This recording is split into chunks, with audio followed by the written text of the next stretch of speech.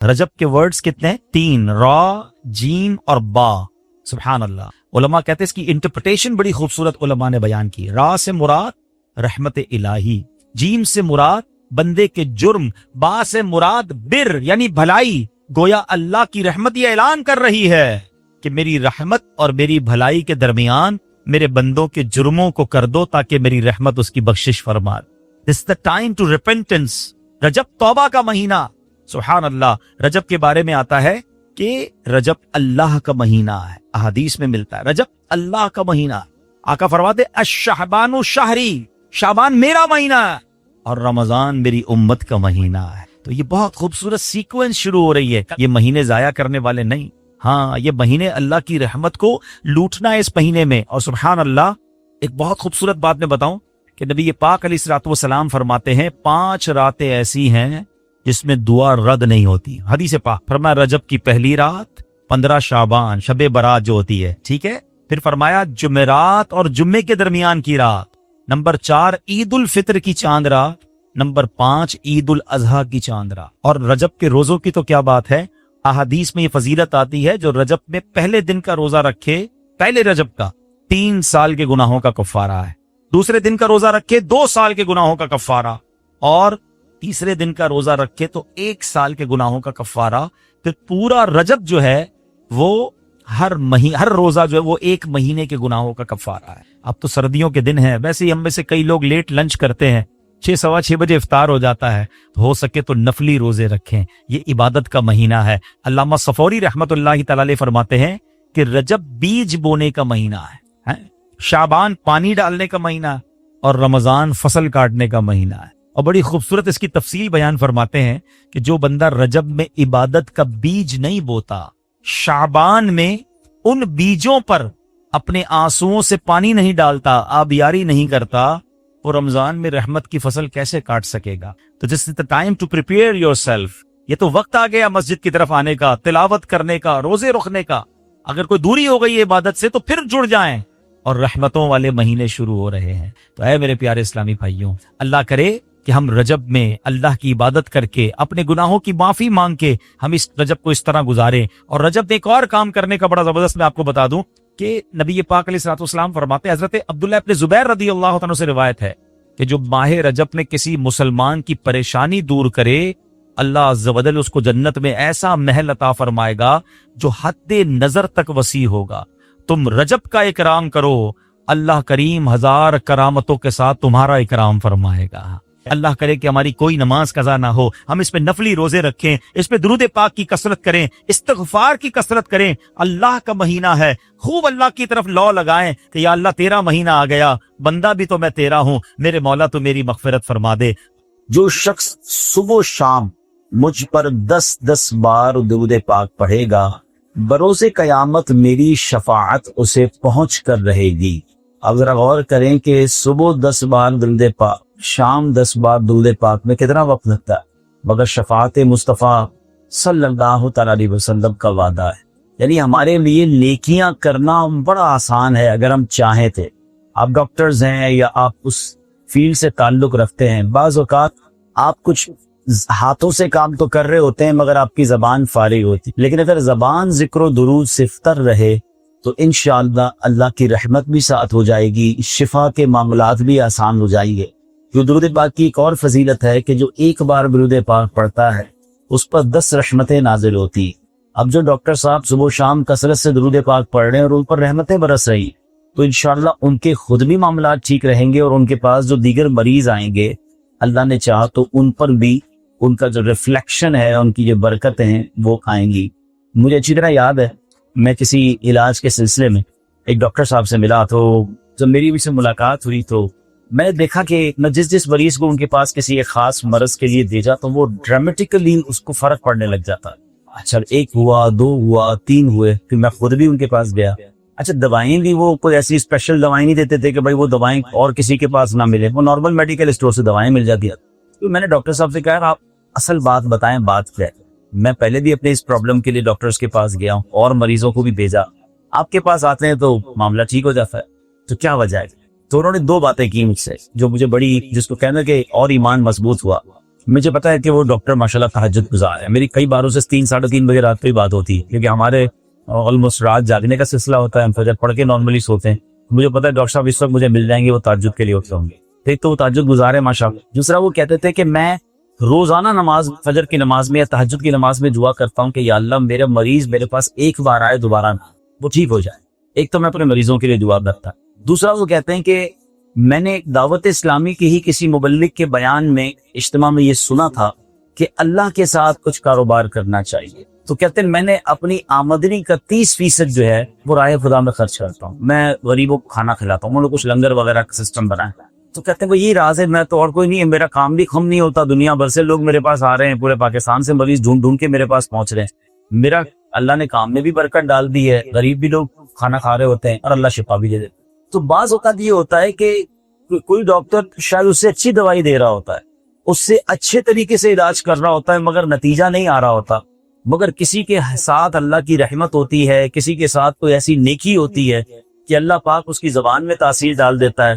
اب اسی طرح اگر آپ دیکھیں تو آپ کو ہر طرح ایسے لوگ صرف ڈاکٹرز میں نہیں, آپ کو بہت ساری فیلڈز میں لوگ ملیں گے. کچھ لوگ بڑی کمال کا نالج رکھتے ہیں, بڑی کمال کی ان کی سٹڈیز ہیں, بڑی بڑی ان کے پاس ڈگریاں ہیں, مگر جب وہ ہمارے سامنے بات کرتے ہیں, چاہے وہ اسلامک اسکالر ہوں یا نارمل پریچرز ہوں, ان کی بات ہمیں مزیدار نہیں لگتی, سمجھ نہیں آتا. آپ نے بھی بہت سارے کالجز یونیورسٹی میں پڑھا ہوگا, پڑھایا ہوگا, ٹیچرز کے ساتھ تعلق رہا ہوگا, مگر کچھ لوگ اتنا پڑھے ہوئے نہیں ہوتے, مگر اللہ نے ان کی زبان نے ایسی تاثیر ڈالی ہوتی ہے کہ ان کے الفاظ دل میں اتر جاتے ہیں, ان کی بات فوراً سمجھ آ جاتی ہے. تو کچھ تو ہے نا کہ اللہ پاک ان کی زبانوں میں تاثیر ڈال دیتا ہے, ان کے کاموں میں آسانی ڈال دیتا ہے.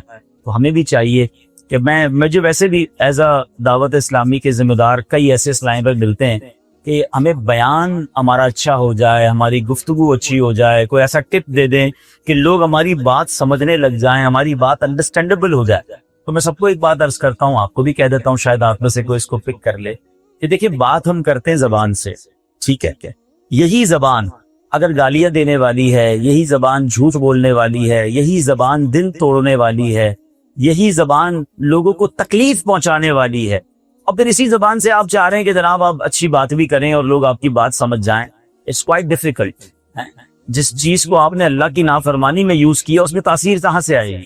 آپ ایک بار پریکٹس کر کے دیکھ لیں, اپنی اسی زبان کو اللہ اور اس کے رسول کے ذکر سے تر کرنا شروع کر دیں, کثرت سے درود پاک پڑھیں, بلکہ ایسے ایسے وظیفے ہیں جو وداؤٹ اینی ایفرٹ ہم بہت کچھ کما سکتے ہیں. ذرا مل کر کہیے سبحان اللہ, بلند آواز سے کہہ دیں سبحان اللہ, الحمدللہ, اللہ اکبر, لا الہ الا اللہ.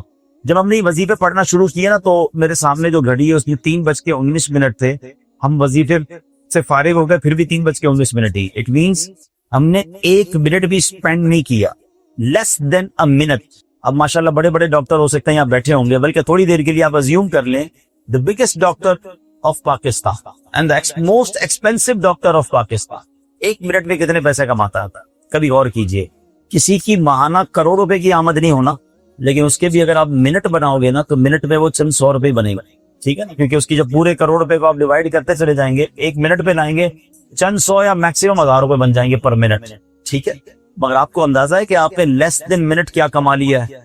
Anybody here to have a power to buy tree in paradise? کوئی ایسا شخص ہے یہاں پر جس کے پاس یہ پاور ہو کہ وہ جنت میں درخت خرید سکتا؟ ہم میں سے کوئی اپنے پیسوں سے تو نہیں خرید سکتا, بلکہ ہم سب مل کے پیسے ملا لینا, ہم نے پھر بھی نہیں خرید سکتے. مگر میرے نبی علیہ الصلوۃ والسلام کے سچے وعدے ہیں, جو ایک بار سبحان اللہ کہے اس کے لیے جنت میں درخت لگا دیا ہے, ایک بار الحمدللہ کہے جنت میں درخت لگ جاتا ہے, ایک بار اللہ اکبر کہے جنت میں درخت, لا الہ الا اللہ کہے جنت میں درخت لگ جاتا. اتنا آسان. ہم میں سے کوئی کھڑا نہیں ہوا, کوئی ایفرٹ نہیں کی, کوئی پسینہ نہیں بہا. آپ کی ڈاکٹری زبان میں کہوں تو کوئی کیلوریز بھی برن نہیں کی, اور less than minute we bought up 4 trees in paradise. 4 ہم نے درخت جنت میں لگا لیے. اتنا آسان ہے, مگر پھر بھی ہم نہیں کرتے. فضول باتوں میں بعض اوقات گھنٹوں نکل جاتے ہیں, موبائل فون پر, سوشل میڈیا پر.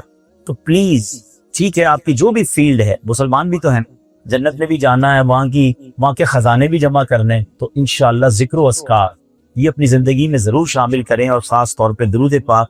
پھر دیکھیں آپ کی ٹینشنیں, پریشانیاں, بیماریاں کیسے دور ہوتی ہیں. اور پھر ایک اور چلیں دل کے دروازے پر دستک دیتا ہوں, یہ بتائیے ہم میں سے کون کون ہے جو یہ چاہتا ہے کہ مرتے وقت آخری زبان پر میرے کلمہ پاک کون چاہتا ہے؟ لا الہ الا اللہ محمد ایوریبڈی وانٹس. اوکے, مرتے وقت سب چاہتے ہیں. اب ہاتھ نہیں اٹھائیے گا, صرف دل کے دروازے پر دستک دے رہا ہوں.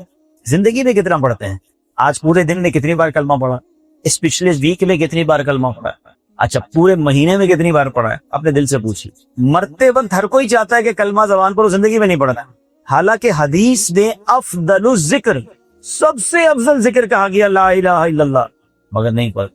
آپ کو خود ڈاکٹر ہیں, انکانشیسنس, جب بندہ ڈیزینس میں ہوتا ہے, بے ہوشی کے قریب ہوتا ہے, یا جناب آپ نے تو کئیوں کا سکرات کا عالم بھی دیکھا ہوگا, اور ہم نے ڈاکٹروں سے ہی جانا ہے کہ جب بندہ بہت زیادہ یا تو بے ہوشی کے قریب چلا جائے یا بہت تکلیف میں ہو, آخری وقت ہوتا ہے, جو اس کے اندر ہوتا ہے نا وہ باہر نکلنا شروع ہو جاتا ہے, عجیب عجیب باتیں کرنا شروع کر دیتا ہے. آپ کو کئی عجیب عجیب ایکسپیرینس ہوئے ہوں گے بھائی ایز اے ڈاکٹر, کئی تو آپ کے پاس سیکرٹ ہوں گے لوگوں کے, مگر وہ آپ کی پروفیشنلزم ہے کہ آپ نہیں بتاتے کہ بھائی یہ کیا کیا باتیں کر رہا ہے. مجھے بھی اچھی طرح یاد ہے, ایک بار میرا چھوٹا سا آپریشن تھا, سرجری تھی, تو جب ہم آپریشن تھیٹر میں گئے تو انہوں نے مجھ سے پوچھا, میرا خیال ہے آپ کا پروٹوکول ہوگا کہ آپ کوئی نشہ تو نہیں کرتے؟ حالانکہ میں نے کہا نہیں. تو میں نے کہا آپ نے کیوں پوچھا؟ کہنے کہ یار ہم اس لیے پوچھتے ہیں کہ ہمیں بے ہوش کرنے کے لیے پتا چلے کہ اس بندے کی عادت کیا ہے, تاکہ اسی حساب سے اس کو ہمیں وہ ڈوز دینی پڑتی ہے. تو میں نے کہا آپ کو کوئی بتا دے گا کہ نہیں, پھر ہمارا پروفیشنلزم ہے, ہم اس کے گھر والوں کو بھی نہیں بتائیں گے. لیکن یہاں ڈاکٹر کو کئی ایسے راز ہوتے ہیں جو مریض کے پتا چل جاتے ہیں, اور خاص طور پہ جب بندہ بے ہوشی کے عالم میں ہو, آخری اس کی بریتھس ہوں, تو پتہ نہیں وہ کیا کیا بولتا ہوگا. مجھے ایک بات بتائیں کہ جس کی زندگی بھر کلمہ پڑھنے کی عادت نہیں ہے, وہ کیسے تمنا کر رہا ہے یا کیسے ایکسپیکٹ کر رہا ہے کہ مرتے وقت زبان پر میں کلمہ لے آؤں؟ نہیں, اپنی زبان کو کلمے کا عادی کریں. اتنا کلمہ پاک پڑھا کرو, اتنا کلمہ پاک پڑھا کریں کہ بندہ جب جس دن اس کا آخری وقت ہو, انشاءاللہ آسانی سے زبان پر کلمہ پاک جاری. کم از کم 1-2 تسبیحات تو روز کلمہ پاک کی پڑھ لیں. افضل الذکر ہے اور ہم اس سے دور ہیں, تو نیت کریں انشاءاللہ ذکر و اذکار کریں گے انشاءاللہ. ایک بار محبت کے ساتھ درود پاک پڑھ لیں. صلو علی الحبیب صلی اللہ تعالی علی محمد صلی اللہ علیہ وسلم. آج میں آپ کو ایک بڑا ہی یونیک واقعہ سنانے آیا ہوں, اور یہ واقعے سے ریلیٹڈ کی کچھ باتیں عرض کروں گا جو ہم سب کو اس پر ہم نے احتیاط کرنی ہے. بصرہ میں ایک بزرگ تھے جن کا جو مسکی کے نام سے مشہور تھے. اچھا, مسکی عربی میں مشک کو مسک کہتے ہیں, اور مسکی سے مراد ہوئے مشکبہ, یعنی ہر وقت وہ بزرگ مہکے رہتے, آلویز. وہ کوئی عطر نہیں لگاتے تھے, کوئی پرفیوم نہیں لگاتے تھے, مگر ان کی باڈی سے بڑی کمال کی خوشبو آیا کرتی. جس راستے سے گزر جاتے لوگ سمجھ جاتے مسکی گزرے ہیں. کسی مسجد میں جاتے پوری مسجد میں مہک آ جاتی تھی. سبحان اللہ. تو کسی نے کہا کہ حضور یہ تو بتائیں آپ خوشبو کون سی لگاتے ہیں اور آپ کتنا خرچہ کرتے ہیں خوشبو پر؟ تو حضرت مسکی جو تھے وہ کہتے ہیں کہ میں تو کبھی بھی خوشبو نہیں لگاتا. میرا واقعہ البتہ بڑا عجیب و غریب ہے. اب انہوں نے اپنا واقعہ یہ سنا ہے کہ میں بغداد معلیٰ میں ایک خوشحال گھرانے میں پیدا ہوا, اور جس طرح امیر لوگ اپنے بچوں کو تعلیم دلاتے ہیں, میری بھی گروئنگ جو ہے ایسے ہی ہوئی. میں بھی اسی طرح براٹ اپ ہوا. میں خوبصورت بھی تھا مگر میں با حیا بہت تھا, مجھے حیا تھی, میں شرم و حیا والا تھا. تو مجھے خاندان والے لوگوں نے کہا کہ اس کو بازار میں بٹھاؤ, یہ لوگوں سے گھلے ملے, کچھ اس کی حیا کم ہو, کچھ تھوڑا کو فری ہو, کسی سے بات ہی نہیں کرتا. تو مجھے مارکیٹ میں انوالو کرنے کے لیے ایک دکان پر میرے والد صاحب نے بٹھا دی. کہتے میں دکاندار بھی دکان پہ بیٹھنے لگ گیا. تو ایک بار کیا ہوا کہ ایک خاتون آئی اور کہنے لگی کہ ہماری جو مالکہ ہے انہوں نے کچھ کپڑے منگوانے.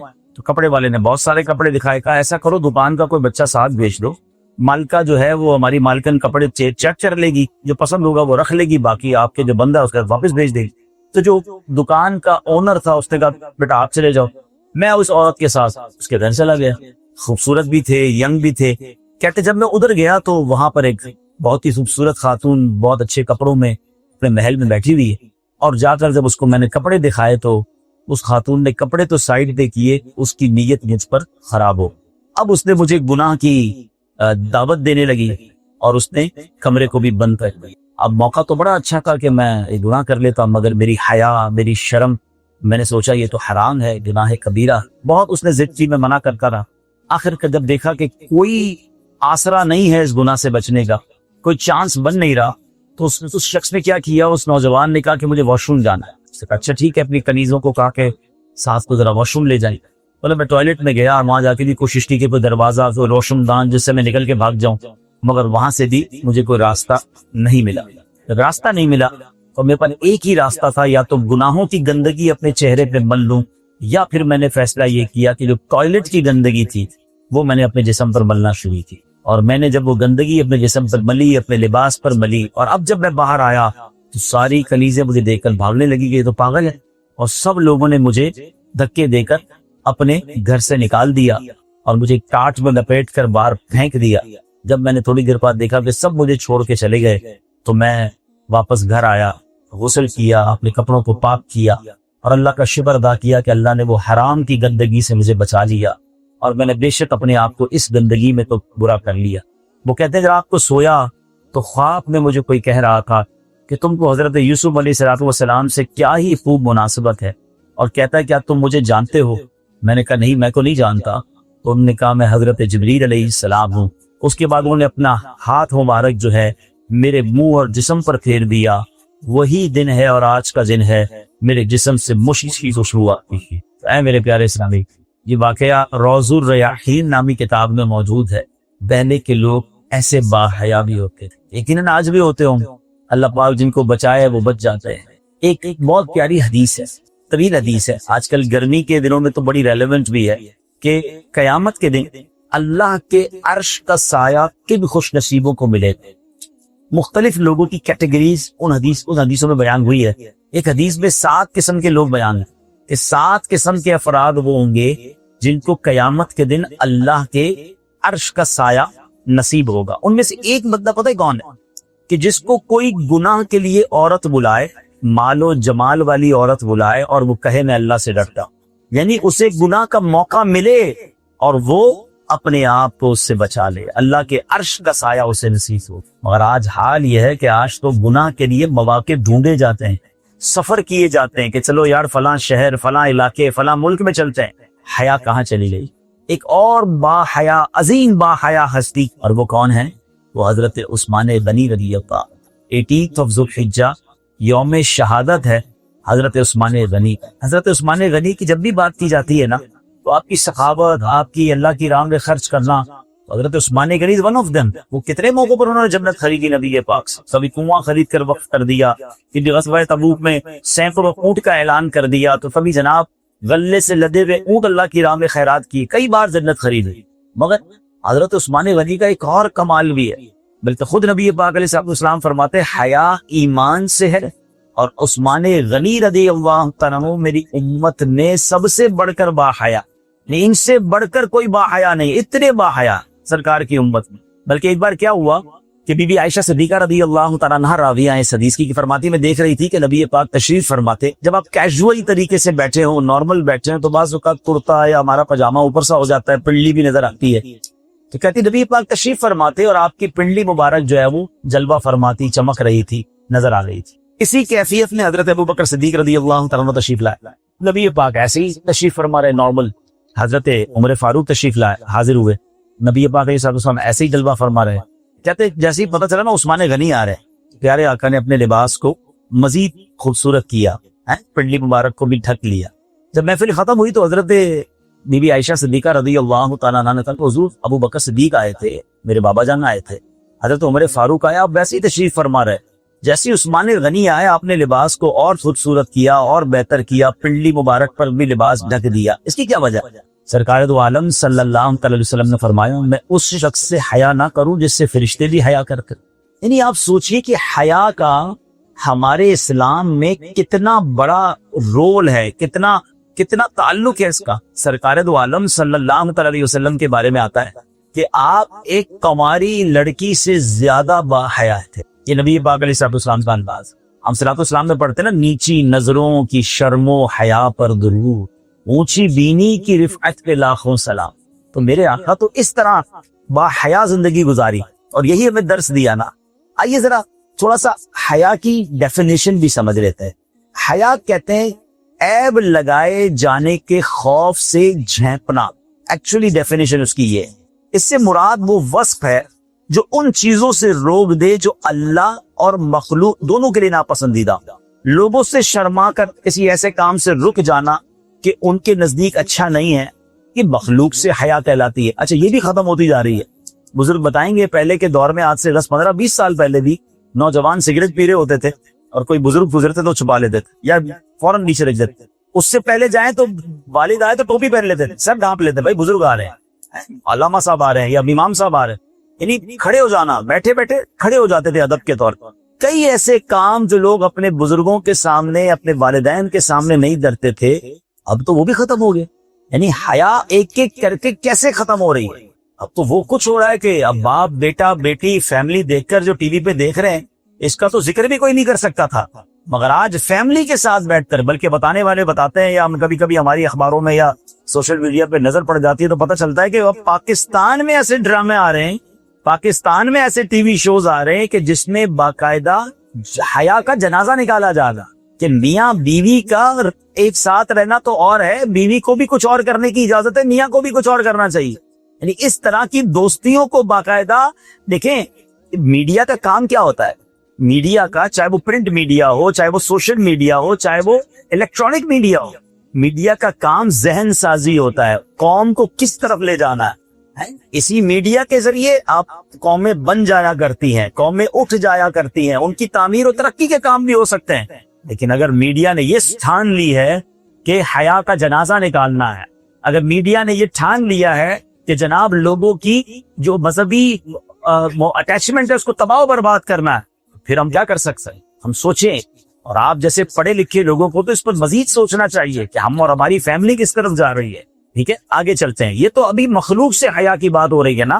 اچھی بات ہے کہ عام لوگوں سے حیا کرنا دنیاوی برائیوں سے بچائے گا, علماء اور صلحاء سے حیا کرنا دینی برائیوں سے باز رکھے گا. مگر حیا کے لیے اچھا یہ ہے کہ مخلوق سے شرمانے میں خالق کی نافرمانی نہ ہوتی ہو اور نہ کسی کے حقوق کی ادائیگی میں وہ حیا رکاوٹ بن رہی ہو. اس کا مطلب یہ ہوا کہ ایک حیا کی کیٹیگری وہ ہے جو ناپسندیدہ ہے کہ یار بندوں کو برا لگے گا اس لیے نماز نہیں پڑھنا. اگر ایسی گیدرنگ ہے کہ جس گیدرنگ میں دوست نماز کو برا سمجھ رہے ہیں یا لوگ دینی پریکٹس کو برا سمجھ رہے ہیں, میری گیدرنگ ہی ایسی ہے جو اسلام سے دور لوگ ہیں, بعض اوقات لوگ غیر مسلموں کی گیدرنگ بنا لیتے ہیں, ایسے ملکوں میں رہ رہے ہوتے ہیں کہ جہاں اسلام کو پریکٹس کرنے کو مایوس سمجھا جاتا ہے, تو آپ کہیں یار ان کو برا لگے گا میں اس لیے چلو نماز نہیں پڑھتا, ان کو برا لگے گا تو میں سنت پر عمل نہیں کرتا, ان کو برا لگے گا تو میں دین کا کام نہیں کر رہا. تو اب آپ نے مخلوق کی حیا کی خالق کو ناراض کر دیا. یہ حیا اچھی نہیں ہے. اور ایسا بھی نہ ہو کہ کوئی ایسی حیا ہو کہ جس کی وجہ سے لوگوں کے حقوق پامال ہو رہے ہو, بیوی کے بچوں کے حقوق اس لیے ادا نہیں کر رہا کہ کسی فیملی ممبر کو برا لگ رہا. کسی کی حیا میں ہم لوگوں کے حقوق پامال نہیں کریں. تو ہمیں یہ سوچنا ہوگا کہ ہمیں کون سی حیا کو اختیار کرنا, اور سبحان اللہ جو بہترین حیا ہے وہ اللہ پاک سے حیا. اور اللہ پاک سے حیا کیا ہے کہ اس کی ہیبت و جلال اور اس کا خوف دل میں بٹھائے اور ہر اس کام سے بچے جس میں اس کی ناراضی کا اندیشہ ہو. حضرت سیدنا شہاب الدین سہروردی رحمۃ اللہ تعالی فرماتے ہیں اللہ عز و جل کے عظمت و جلال کی تعظیم کے لیے روح کو جھکانا یہ حیا ہے. اور اسی قسم سے حضرت سیدنا اسرافیل علیہ نبینا علیہ الصلوۃ والسلام کی حیا ہے, جیسا کہ وارد ہوا کہ وہ اللہ تعالی سے حیا کی وجہ سے اپنے پروں سے خود کو چھپائے ہوئے, حضرت اسرافیل اپنے پروں میں اپنے آپ کو چھپائے ہوئے رب سے حیا کرنا. اب میں اور آپ دیکھیں کہ ہم آج اللہ سے کتنی حیا کرتے ہیں, آج کس قدر گناہ ہیں. آج یہ تو ضرور ہوتا ہے کہ لوگ نہ دیکھ لیں, دروازہ بند کر دو یا ذرا موبائل میں ہیڈ فون لگا لو, اندھیرا کر دو. ہم لوگوں سے ڈر کے شاید گناہ ان سے دور ہو جاتے ہیں, مگر یہ نہیں سوچتے کہ میں جو کر رہا ہوں وہ رب دیکھ رہا. میں کہیں بھی چلا جاؤں دنیا میں کہیں بھی چلے جائیں, اللہ تو دیکھ رہا ہے نا. گناہ کرتے وقت کاش یہ خیال آ جائے, اللہ کی نافرمانی کرتے وقت یہ خیال آ جائے کہ رب دیکھ رہا. اے میرے پیارے اسلامی بھائیوں, اب ہم آگے چلتے ہیں. سرکار دو عالم صلی اللہ تعالی علیہ وسلم کا فرمان سنیے. میرے آقا علیہ الصلوۃ والسلام حیا کے بارے میں فرماتے ہیں بے شک ہر دین کا ایک خلق ہے اور اسلام کا خلق حیا. اسلام کا خلق ہی حیا. ایک اور جگہ سرکار دو عالم علیہ الصلوۃ والسلام فرماتے ایمان کے 70 سے زائد شعبے ہیں اور حیا ایمان کا ایک شعبہ. ایک اور جگہ پیارے آقا علیہ الصلوۃ والسلام فرماتے حیا ایمان سے ہے. یعنی جس طرح ایمان مومن کو کفر کے ارتکاب سے روکتا ہے, اس طرح حیا با حیا کو نافرمانیوں سے بچاتی ہے. اے میرے پیارے اسلامی بھائیوں, نبی پاک علیہ الصلوۃ والسلام فرماتے ہیں حیا صرف خیر یعنی بھلائی ہی لاتی ہے. حیا میں کوئی جس کو آپ کہیں کہ خیر کے علاوہ والی چیز نہیں ہے. اور پھر جس کے دل میں حیا نہ ہو، جس کے دل میں جناب حیا سے دوری ہو، اس کے بارے میں نبی پاک علیہ الصلوۃ والسلام کے اس طرح کے فرمان ملتے ہیں کہ جس کا مضمون ہے کہ جس کے دل میں حیا نہیں، اب وہ جو چاہے گا. اب آج ہماری شادیوں میں جو ہو رہا ہے، آج ہماری فیملیز میں جو ہو رہا ہے، پہلے زمانے میں ہم سنتے تھے کہ شادیوں میں غلط قسم کی عورتیں بلا کر ناچ گانے کروائے جاتے تھے، اس کو بھی لوگ برا سمجھتے تھے. مگر اب تو اپنے خاندان کی عورتیں، اپنے خاندان کی بچیاں، اپنے ہی خاندان کے لوگوں کے سامنے جناب ناچ گانے ہو رہے ہیں. اچھا اب یہ بھی کام غلط تھا لیکن خاندان تک رہتا نا، نہیں اب اس کی ویڈیو بنا کر، سنا یہ ہے کہ اب اپنے ہی گھر کی بچیوں کے ناچ گانے کی ویڈیو بنا کر سوشل میڈیا پہ ڈالی جاتی ہے کہ دیکھیں پوری دنیا دیکھے کہ ہم نے کیا گل کھلایا. کدھر گیا حیا اور کدھر گئی ہماری شرم؟ کیا یہ اسلام ہے؟ نہیں میرے پیارے اسلامی بھائی. حضرت عثمان غنی رضی اللہ تعالیٰ اور پھر سبحان اللہ سرکار دو عالم علیہ الصلوۃ والسلام کی سیرت سے ہمیں یہ مدنی پھول لینا ہے کہ ہماری نگاہیں جھکی رہیں. اب چونکہ ڈاکٹرز فیلڈ کے لوگ ہیں، معذرت کے ساتھ میرا بھی چونکہ آنا جانا ہر انسان کا رہتا ہے، ڈاکٹر ہاسپٹل جانا ہوتا ہے، کبھی کلینک جانا ہوتا ہے. اب تو دعوت اسلامی نے خود ماشاءاللہ مدنی کلینک اور اس طرح کے کاموں میں قدم رکھ دیا ہے. تو اس فیلڈ میں نے دیکھا کہ بے پردگی عروج پر ہے. اللہ جسے بچائے.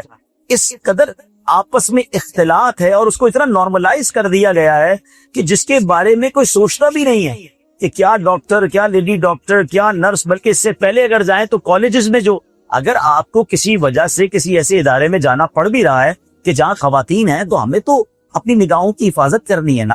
اللہ میری بہنوں کو بھی یہ توفیق دے. ماشاءاللہ دیکھا کہ کچھ ہم نے ڈاکٹرز بھی، لیڈی ڈاکٹرز بھی دیکھی، کوئی ایسے بھی دیکھے جو پردہ کر کے بھی یہ کام ہو سکتا ہے. لیکن جس طریقے سے یہ معاملات آگے بڑھ رہے ہیں اور جس طرح اس کو نارملائز کر دیا گیا، یہ اسلام نہیں ہے. ہم جس نبی علیہ الصلوۃ والسلام کے امتی ہیں، آقا علیہ الصلوۃ والسلام نے کبھی کسی غیر محرم عورت کو ہاتھ نہیں لگایا. یہاں تک کہ سرکار دو عالم علیہ الصلوۃ والسلام نے بیعت بھی نہیں خواتین سے تو ان کو چادر کے ذریعے دی، کبھی ان سے ہاتھ کو ٹچ نہیں کیا. ہم اس نبی علیہ الصلوۃ والسلام کے امتی ہیں کہ جن کی بیٹی سبحان اللہ وہ بیٹی جو خاتون جنت ہیں، جنتی عورتوں کی سردار ہیں، ان کے پردے کا عالم یہ ہے کہ زندگی میں تو جو پردہ فرمایا قیامت کے دن جب خاتون جنت کی سواری گزرے گی پل صراط سے تو اعلان ہوگا کہ اہل محشر اپنی نگاہوں کو نیچا کر لیں، خاتون جنت کی سواری گزرنے والی. اپنے آپ کو پنجتن کا غلام تو ہم کہتے ہیں، اپنے آپ کو صحابہ اہل بیت کا غلام تو کہتے ہیں، مگر ان کے نقش قدم پر بھی تو کچھ عمل کیا جائے نا. اور یاد رکھیے کہ جس نے اپنی آنکھوں کو حرام سے بھرا، اپنے کانوں کو حرام سے بھرا، روایتوں میں آتا ہے ان کی آنکھوں اور کانوں میں جہنم کی آگ اور پگھلا ہوا سیسا ڈالا جائے گا. ہم کبھی کبھی سرما لگاتے ہوئے ڈر رہے ہوتے ہیں کہ آنکھ کو تکلیف نہ ہو جائے، ایئر بڈ کان میں ڈالتے ہوئے ڈاکٹر تو خیر منع کرتے ہیں، مگر جو استعمال کرتا ہے اس کو بھی یہ ڈرنا ہوتا ہے کہ کہیں زور سے نہ لگ جائے. اتنے نازک آنکھ اور کان، مگر یہی آنکھیں دن بھر حرام دیکھ رہی، یہی کان دن بھر حرام سن رہے، کسی کو ٹینشن ہی نہیں ہے. یہ تو نارمل ہے یار، اس کے بغیر کیسے میڈیکل کا کام ہو سکتا ہے؟ الحمدللہ دعوت اسلامی نے مدنی ہیلتھ کیئر سینٹر بنایا. میں تو مشورہ دوں گا کہ ان سب کو اگر موقع ملے تو وزٹ کرانا چاہیے کہ وہاں ہم نے لیڈیز کا انتظام الگ رکھا، جینٹس کا الگ. چاہیں دیکھیں سب سے پہلے ولنگ ہوتی ہے. میں چاہوں کہ میں نے گناہ نہیں کرنا تو میں گناہ سے بچ سکتا ہوں. ہاں میں چاہوں بچنا ہی نہیں ہے تو پھر تو مزید ہے. میں بارش میں نکلوں اور چھتری بھی نہ لوں اور کہوں جناب میں بھیگ گیا تو بھائی آپ نے اپنے آپ کو بچانے کی کوشش کون سی کی؟ چاہے تو انسان کوشش کر سکتا ہے نا. تو ہم جب آئے فیضان مدینہ میں ہیں تو مدینے کا فیضان لے کر جائیں نا کہ اب اگلی زندگی تو گناہوں سے بچ کر گزرے. اور آپ تو ماشاءاللہ کئی لوگوں کو، میں تو کئی ڈاکٹر صاحب سے عرض کرتا رہتا ہوں کہ ڈاکٹر کی بندہ بہت سنتا ہے، یعنی آپ جسمانی مرضوں کے ڈاکٹر کے ساتھ ساتھ گناہوں کے امراض کے ڈاکٹر بھی بن جائے نا. کتنا اچھا ہو کہ آپ کے پاس کوئی مریض آئے، آپ اس کو پرسکرپشن بھی دیں، ساتھ ساتھ کوئی نیکی کی دعوت بھی دے دیں، کوئی نماز کی بات بھی کر دیں، کوئی درود پاک پڑھنے کی بات کر دیں، کوئی ایک رسالہ اسے دے دیں. دعوت اسلامی کے بڑے چھوٹے چھوٹے بکلیٹس ہیں. تو کیا ہوگا کہ آپ کے پاس تو دوائی لینے آیا تھا، کل اگر وہ نمازی بن گیا تو آپ کے لیے صدقہ جاریہ ہو جائے گا. مجھے یاد آیا کہ یہ کاروبار کے ساتھ نیکی کی دعوت کیسے امپیکٹ فل بن سکتی ہے. ہمارے ایک بزنس مین نے بتایا، غالباً حیدرآباد کے تھے، کہتے میری کپڑے کی دکان ہے، میرے پاس لیڈیز آتی ہیں کپڑا لینے کے لیے، میں نے رسالے رکھے ہوئے ہوتے ہیں مکتبۃ المدینہ کے. اب ہر سوٹ پہ مثال کے طور پہ اگر 200-400 روپے کماتا ہوں تو 10-12 روپے کا رسالہ دے دیتا ہوں، مجھے ثواب بھی ملتا ہے. تو کہتے ایک بار میں نے اسی طرح ایک لیڈیز سوٹ کے اندر ایک بکلیٹ ڈال دی اور وہ خاتون چلی گئی. تھوڑے عرصے کے بعد ایک خاتون آئی، بڑی با پردہ فل پردے کے اندر میری دکان پر آئی اور کہتی کہ بھائی آپ نے مجھے پہچانا؟ کہا میں نے تو نہیں پہچانا. میں وہی ہوں جو تھوڑا عرصہ پہلے آپ کی دکان پر آئی تھی سوٹ لینے کے لیے، آپ نے ایک بک اس کے اندر ڈالی تھی، میں نے گھر جا کر پڑھا، اس میں پردے کا اتنا شاندار درس تھا، میں نے پردہ کرنا شروع کر دیا۔ اب وہ بھائی کہتے ہیں میں تو حیران ہو گیا کہ میں تو کپڑا بیچنے والا بندہ ہوں، میرے ذریعے کسی بہن نے پردہ کیسے کر لی؟ تو بات یہ ہے کہ جب آپ کا سوچ کا دھارا چینج ہوتا ہے نا، آپ کہتے ہیں نہیں یار میں نے دنیا سے جانا ہے، پیسے تو کمانے ساتھ ساتھ میں نے اپنی آخرت بھی بنانی ہے، تو یہ دونوں چیزیں یہی ہوں گی۔ ہاں یاد رکھیے گا، ہمیں اپنی آخرت کو بہتر بنانے کے لیے کوئی ایکسٹرا ٹائم نہیں ملے گا، یعنی ایسا تھوڑی ہوگا، آپ کو خود ڈاکٹر ہے کہ کیا ہمیں کوئی لائف میں ایسا میسج آتا ہے کہ جناب now you have only 10 years left so be prepared for your hereafter؟ ایسا تو کچھ بھی نہیں ہوتا، ہمیں تو صبح نہیں پتا ہوتا شام دنیا سے چلا جاتا ہے بندہ۔ کہتے ہیں نا آگاہ اپنی موت سے کوئی بشر نہیں، سامان 100 برس کا ہے پل کی خبر میں، پتہ نہیں کب چلے جائیں گے۔ تو اسی دنیا میں رہ کر وہ والی دنیا بھی تیار کرنی ہے، اور قبر زیادہ لمبا عرصہ ہے نا، اس دنیا سے زیادہ لمبا عرصہ ہے، صدیوں سے لوگ قبر میں جا رہے ہیں، پتہ نہیں ہم بھی کتنے سال رہیں گے۔ اور قبر جو ہے نا پیارے اسلامی بھائی، دو ہی طرح کی ہے، there is no third option۔ دنیا میں تو بہت سارے آپشن ہے نا، فلاں سوسائٹی میں رہنا ہے، اس سے اپر سوسائٹی ہے، اس سے اپر سوسائٹی ہے، لگژری لائف ہے، ایکسٹرا لگژری لائف ہے، بہت سارے گریڈ بن سکتے ہیں۔ قبر کے دو ہی گریڈز ہیں۔ سرکار دو عالم صلی اللہ تعالی علیہ وسلم نے فرمایا قبر یا تو جنت کے باغوں میں سے ایک باغ ہوتی ہے یا تو دوزخ کے گھروں میں سے ایک گھڑا۔ There is only two options. So check your life. If I die today، اگر میں آج دنیا سے چلا جاتا ہوں، اور جا سکتا ہوں، کبھی بھی جا سکتے ہیں، تو میری قبر جنت کا باغ بنے گی یا دوزخ کا گھڑا؟ چیک ہم نے خود کرنا۔ اگر کمزوری ہے تو آج سے ٹھیک کریں، حیا کو اپنائیں، گناہوں سے بچیں، اور ذکر و اذکار، نمازوں کی پابندی۔ اور پھر اس کے ساتھ ساتھ میں ایک اور بات آپ سے کرنا چاہتا ہوں کہ آپ کے پاس تو بعض اوقات جنت میں جانے کا راستہ کبھی کبھی آپ کے پاس ایسا آسان ہو جاتا ہے کیونکہ ہر طرح کا دکھی انسان آپ کے پاس آتا ہے۔ بعض اوقات ایسے بھی لوگ آپ کے پاس آتے ہوں گے جو بیمار ہوں گے اور ان کے پاس پیسے نہیں ہوتے ہوں گے، ان کے پاس علاج کے لیے پیسے نہیں ہوتے ہوں گے۔ اب دو طریقے ہیں کہ آپ اس سے فیس بھی لیں اور جناب بار بار بھی بلائیں اور اپنے پیسے بنا لیں، اور موقع یہ ہوتا ہے کہ یار کم از کم اپنا کوٹا ایسا رکھ لوں کہ اگر 100 مریضوں کا علاج کرتا ہوں تو 2-5 مریض میرے ایسے جو غریب ہیں ان کا فری میں علاج کر۔ اب یقین کریں ان کی دعائیں جو ہے نا وہ آپ کو وہاں پہنچا دیں گی جہاں آپ کی سوچ بھی نہیں جائے گی، کیا پتا اس کی دعا سے آپ پر اور آپ کے بچوں پر آنے والی بیماریاں جو ہے نا وہ ٹل جائیں۔ اللہ اکبر۔ کبھی کبھی واقعی ایسا ہوتا ہوگا، ابھی 2-3 دن پہلے کی بات ہے، یا اسی طرح سے آپ ڈاکٹرز آئے، وکلا آئے ہوئے تھے، میں نے وکلا سے بھی یہی بات کی، میں نے کہا آپ تو وہ لوگ ہیں جس کو پتہ چل جاتا ہے کیس لے کر جو بندہ آیا وہ حق پر ہے یا نہیں ہے۔ آپ کو پتا یہ مظلوم ہے، اس غریب یہ یتیم بیوہ کی زمین پر قبضہ کر لیا کسی نے، یا اس کو جناب زیادتی ہو گئی ہے اور اس کے کیس لڑنے کے پیسے نہیں ہیں، مگر آپ سوچیں اگر آپ کسی مظلوم کا ساتھ دے دیں گے اور اس کا حق اسے دلا دیں گے جو اس نے دعا دینی ہے دل سے، پھر سوچیں آپ کا معاملہ کتنا اچھا ہو جائے گا۔ اور وہ وکیل کتنا بدبخت ہے کہ جس کو پتا ہے کہ یہ بندہ ظالم ہے، یہ قاتل ہے، یا اس نے زمین پر قبضہ کیا ہے، اس نے حق مارا ہے، مگر فیس اچھی دے رہا ہے تو میں اس کو حق پر ثابت کروں گا۔ یعنی مجرم کو جو ہے مجرم کا ساتھ دے رہے ہو۔ آپ سوچو یہ پیسے کس کام کے ہیں؟ مظلوم کی ہائے الگ لگنی ہے اور یہ پیسے حرام کے۔ آپ کو پتا بھی ہے بندہ جھوٹ بول رہا ہے، کیونکہ وکیل سے نہیں چھپتا، ڈاکٹر سے نہیں چھپ سکتا، ڈاکٹر کے پاس جا کر میں اپنا مرض نہیں چھپا سکتا، تھوڑے دنوں میں سب پتا چل جائے گا ڈاکٹر کو۔ تو یہ اب ڈاکٹر کا کام ہے، وکیل کا کام ہے۔ ہم ایسے اور بھی لوگوں کو بتاتے رہتے ہیں کہ کبھی بھی ظالم کا ساتھ نہ دیں۔ چلے آپ کے ساتھ یہ ظالم مظلوم والا معاملہ تو کم ہوتا ہوگا، مگر آپ یہ دیکھیں کہ آپ کے پاس بعض اوقات ایسے مدد کا موقع آتا ہوگا کہ آپ کو لگتا ہے کہ اس کا علاج ہو گیا تو یہ بچ جائے گا، مگر صرف اس لیے علاج نہیں ہو رہا کہ اس کے پاس پیسے نہیں۔ آپ کو لگتا ہے کہ میں تھوڑی سی، ماشاءاللہ میں نے دیکھا ہے، اور آپ کی فیلڈ میں کئی لوگ تو کمال ہے، کئی ڈاکٹرز تو ماشاءاللہ فری آف چارج کبھی کبھی آپریشن کر رہے ہوتے ہیں، کئی چیریٹی میں اپنے آورز دے رہے ہوتے ہیں، اور ماشاءاللہ دل خوش ہو جاتا ہے۔ ایسے ایسے نیک نمازی، میں نے ایک ڈاکٹر کی تو خود آپ کو مثال دی ہے، تعجب گزار، ایسے ایسے نیک نمازی اور نیک صفت ڈاکٹر سے پالا پڑا کہ مطلب کبھی کبھی سچی بات بتاؤں ان کو دیکھ کر رشک آتا ہے کہ یار کمال ہے، اتنا ماشاءاللہ ان کے اندر دین کا جذبہ ہے اور اتنی مسلمانوں کی خدمت کا جذبہ ہے۔ تو یہ مسیحائی جو ہے یہ تو نبیوں کا طریقہ ہے نا۔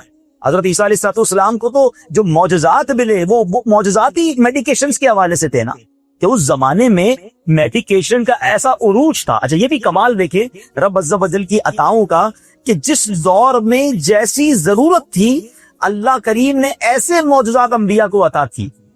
اب دیکھیں نا حضرت موسیٰ علیہ السلام کے دور میں جادوگر بڑے عروج پر تھے، میجیشنز، تو آپ کو معجزات کون سے دیے گئے کہ وہ رسیاں پھینکتے تھے تو سانپ بنتے تھے, آپ نے عصا پھینکا تو اژدہا بن گیا, سب کو نگل گئے, ٹھیک ہے نا. تو جیسی سائیکی کی ویسے معجزے عطا کیے گئے تاکہ لوگ انسپائر ہو جائیں. حضرت عیسیٰ علیہ السلام کا دور کون سا تھا؟ وہ میڈیکیشن کا دور تھا, بڑے بڑے علاج دریافت ہو گئے تھے, بٹ وہ پزلڈ تھے, وہ عاجز تھے, وہ کہتے تھے ہم نے کوڑ کا علاج دریافت نہیں ہو رہا. اور جو بائی برتھ بلائنڈ ہے, مادر ذات اندھا ہے, وہ اس کی آنکھیں ہم نہیں لا سکتے, باقی سارے علاج ہم کر لیتے ہیں. اتنے ہائی پروفائل ڈاکٹرز بن گئے تھے وہ لوگ. اللہ کریم نے حضرت عیسیٰ علیہ السلام کو کون سا معجزہ دیا کہ آپ جسم پر ہاتھ پھیرتے تھے, دم کرتے تھے, اللہ کوڑ کا مرض ٹھیک فرما دیتا. آنکھیں نہیں ہوتی تھی, اس کے چہرے پر ہاتھ پھیرتے تھے, وہ آنکھیں والا ہو جاتا. کہنے کا مقصد یہ ہے کہ جو یہ ڈاکٹری ہے, جو یہ علاج کرنا ہے, یہ تو نبیوں کا طریقہ ہے. خود سرکار دو عالم علیہ السلام نے طب نبوی کو اگر پڑھیں تو نبی پاک علیہ السلام نے کتنے علاج عطا فرمائے. ہاں یہ الگ بات ہے کہ بہت سارے مریضوں کو اپنے معجزات سے ٹھیک کر دیا. کسی کی آنکھ نکلی ہوئی تو آنکھ واپس لگا دی, ہاتھ ٹوکا کو ہاتھ جوڑ دیا پیارے آقا علیہ السلام نے. وہ تو ایک روحانی طاقت اور اسپرچویلٹی تھی. لیکن مزید علاج سرکار دو عالم علیہ السلام نے غذاؤں کے ذریعے, آرگینک فوڈز کے ذریعے. آج تو پھر دنیا کہتے ہیں نا کہ میڈیکل بھی اب ریوائیو کر رہی کہ جناب دواؤں کے بجائے جو اللہ پاک نے چیزوں میں علاج رکھا ہے اس کی طرف واپس جائیں. تو کچھ سرکار دو عالم علیہ السلام کی سیرت دیکھیں کہ سرکار علیہ السلام نے آرگینک فوڈ کے ذریعے کتنے علاج عطا فرمائے. You are so lucky, you are in beautiful field. مگر بات وہی ہے نا کہ اگر بندے کو اچھی فیلڈ ملے اور نیت اچھی نہ ہو, غلطی مسجد کا امام بھی کر سکتا ہے. امام سے اچھی کون سی فیلڈ ہوگی؟ سب کی نمازیں پڑھا رہا ہے, مگر امام کے دل میں ہی اگر فطور آ جائے تو وہ اچھی فیلڈ میں رہ کر بھی حرام کام کر لے گا. اور اگر بندہ اچھی فیلڈ میں بھی ہو اور نیت بھی صاف ہو تو پھر تو سبحان اللہ. تو میں یہاں آخر میں 2-3 آپ کو حدیثیں سنانا چاہتا ہوں. خیر خواہی امت کا جذبہ. مریض بار بار میرے پاس آئے, مہنگے مہنگے ٹیسٹ کروائے. بعض اوقات میں آپ کو نہیں کہتا, اللہ کرے آپ میں سے کوئی بھی ایسا نہ ہو, لیکن ایسا ہے تو صحیح نا کہ جناب فلاں میڈیکل اسٹور والے کو فیور دینی ہے تو فلاں کمپنی کی دوائیوں کو فیور دینی ہے, فلاں ڈائگنوسٹک سینٹر ہی میں جا کر آپ کا ٹیسٹ صحیح ہوگا, باقی کہیں نہیں ہوگا.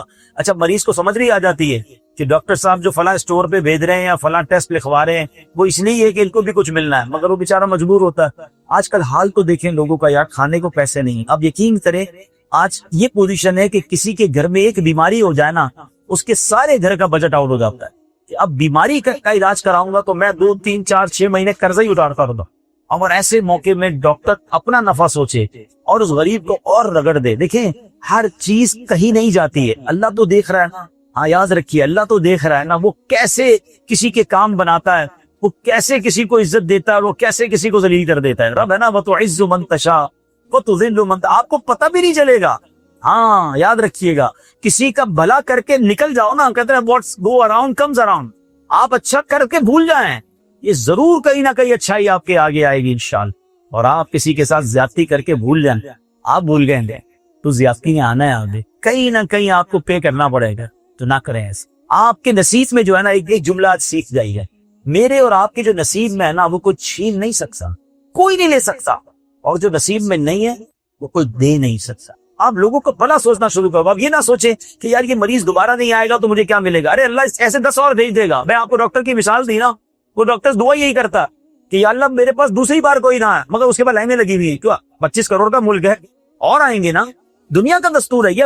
ہم ویپاری کو بھی سمجھاتے ہیں کہ یا تو اچھا سودا, سچا سودا بیچو کم نفے پر. تو تم یہ سمجھتے ہو کہ ایک ہی بار گاہک آیا اس کو کاٹ دو, ایسا نہ کریں. آپ سچا سستا اچھا سودا بیچے, آپ کے بعد لائنیں لگی, ہول سیل کا پیسہ آپ بناؤ گے. تو لوگوں کی خیر خواہی کا ذہن رہے. سبحان اللہ. حدیث پاک سنیے, سرکار دو عالم صلی اللہ علیہ وسلم نے فرمایا, کچھ لوگ ایسے ہیں, میری ون آف دا فیوریٹ حدیث ہے, اور میں کئی بار دعا کرتا ہوں کہ اے اللہ مجھے اس حدیث کا مصداق بنا دے. آپ بھی کہتے ہیں آپ, اللہ آپ کو بھی بنا دے. حدیث سنیں آپ. آقا علیہ السلام فرماتے کچھ لوگ ایسے ہیں جنہیں اللہ عز و جل نے لوگوں کی حاجتیں پوری کرنے کے لیے پیدا فرمایا. اے ہائے, اللہ نے بنایا اسی لیے کہ یہ لوگوں کی حاجتیں پوری کرنے کے لیے. آگے فرمایا لوگ حاجت کے وقت ان سے رجوع کرتے ہیں, یہی وہ لوگ ہیں جو قیامت کے دن اللہ عز و جل کے عذاب سے محفوظ ہیں. سبحان اللہ. یعنی لوگ ان سے اپنی حاجتوں کے وقت رجوع کرتے ہیں, اللہ نے بنایا اسی لیے. اور پھر فرمایا یہ لوگ قیامت کے دن عذاب سے محفوظ ہوں. اور ماشاءاللہ ہم نے دیکھا ہے کہ محلے میں, شہر میں, خاندانوں میں کچھ لوگ ہوتے ہیں جو ہر وقت ریڈی ہوتے ہیں, بتاؤ کیا کھا, اور ان کے لیے کوششیں کر رہے ہوتے. لگتا ہے یار یہ سب کے خیر خواہ ہے, اللہ نے بنایا اسی لیے. کاش میں بھی ایسا ہوتا ہوں. آپ بھی ایسے. سرکار دو عالم علیہ الصلوۃ والسلام فرماتے کہ جو شخص کسی مسلمان کی دنیاوی مصیبت کو دور کرے گا اللہ عز و جل قیامت میں اس کی مصیبت دور فرمائے گا، اور جو کسی مسلمان کے عیب چھپائے اللہ عز و جل دنیا اور آخرت میں اس کے عیوب چھپائے گا، اور اللہ عز و جل اس وقت تک بندے کی مدد کرتا رہے گا یا مدد کرتا ہے جب تک وہ اپنے مسلمان بھائی کی مدد کرتا رہتا ہے. تو ڈاکٹر صاحب ہوں یا چاہے جناب اس فیلڈ سے کوئی بھی تعلق رکھنے والے ہوں یا اور بھی کوئی بھائی مجھے سن رہے ہو، ٹرائی ٹو ہیلپ. جتنا آپ لوگوں کی مدد کریں گے اللہ آپ کی مدد کرے گا. یہ لوگوں کا کام نہیں کر رہا ہوں، میں اپنا ہی کام کر رہا ہوں. میں کسی کے چہرے پہ مسکراہٹ ایکچولی لا رہا ہوں، ایکچولی میرے چہرے پہ مسکراہٹ آ رہی ہے. میں کسی کی مشکل آسان کر رہا ہوں، آگے میری مشکل آسان. کیا ہم مشکلوں میں نہیں ہیں؟ کیا ہمارے گھروں میں، ہماری فیملی میں، ہماری صحت میں پرابلمز نہیں ہیں؟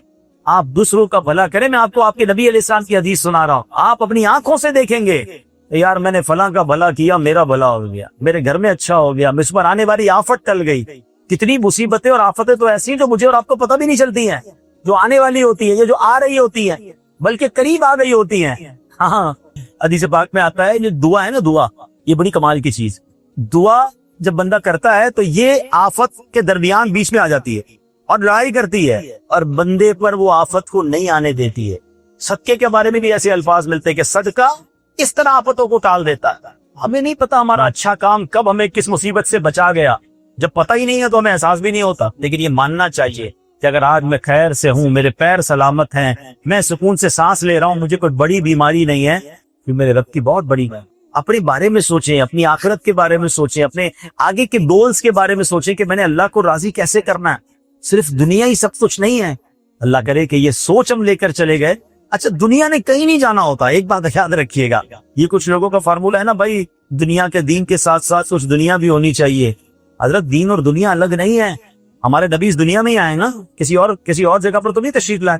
یہی لائف گزاری، کاروبار بھی کیا، فیملی بھی گزاری، دین کا کام بھی کیا. ہم یہ الگ الگ سیپریٹ کیوں کر رہے ہوتے ہیں؟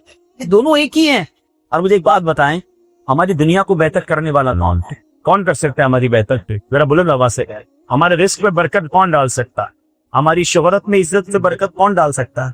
میں اللہ کو راضی کر دوں، اللہ دنیا بھی اچھی کر دے گا، آخرت بھی اچھی کر دے گا. دیر از اونلی ون گول، اللہ کی رضا. دیکھو جس رب نے رزق دینا ہے، جس رب نے دنیا اچھی کرنی ہے، میرا رب رحمان دنیا والآخرہ. معاذ اللہ ایسا تو نہیں دنیا کا رب کوئی اور ہے اور آخرت کا رب کوئی اور ہے. رب تو ایک ہی ہے نا، اللہ تو ایک ہی ہے.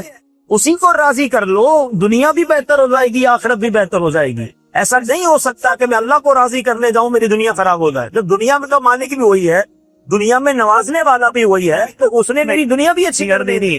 اور ایسے کئی آپ کو لوگ ملیں گے جنہوں نے اللہ کو راضی کیا، لیکن اب تم رب کو راضی کر دو، رب سب کو راضی کر دے.